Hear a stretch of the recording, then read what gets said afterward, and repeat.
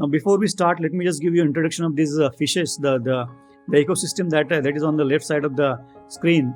Now, it is basically an ecosystem of our life. It is a typical life script that each of us follow.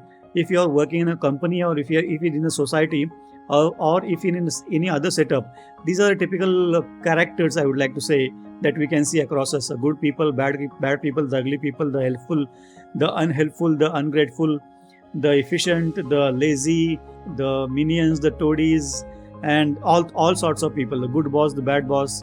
We tend to meet everybody and anybody, different characters in our life, in our office. The most important part is we cannot choose them. The people who we work with, we cannot be in position to choose these people. They are there without our choice, and we don't have any choice other than to work with them.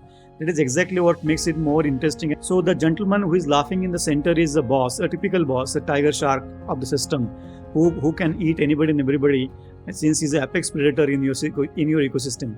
So he can, if you see at his feet, there are some skeletons lying, whom were live eaten by this tiger shark, or in our parlance, who were actually thrown away out of the company, or who were shown the door in the company, or who were not treated very well by their boss. So this is a typical ecosystem, and there is no way out, whether in office or sports team or college or school or society or any other setup wherein two or more people are coming together to work. Obviously, this scenario is going to play. The next point is there are two gentlemen on the top side.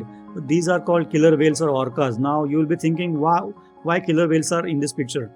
Now, before I explain this to you, let me share the information that this specific picture is used on my cover page of my book, Office Politics, which is workplace politics basically.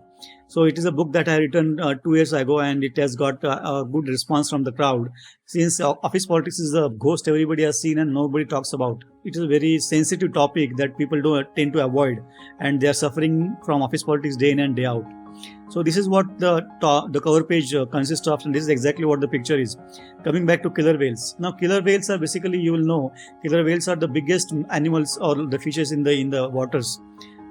So killer whales, typically, there's no documented evidence that killer whales have attacked human beings as of now.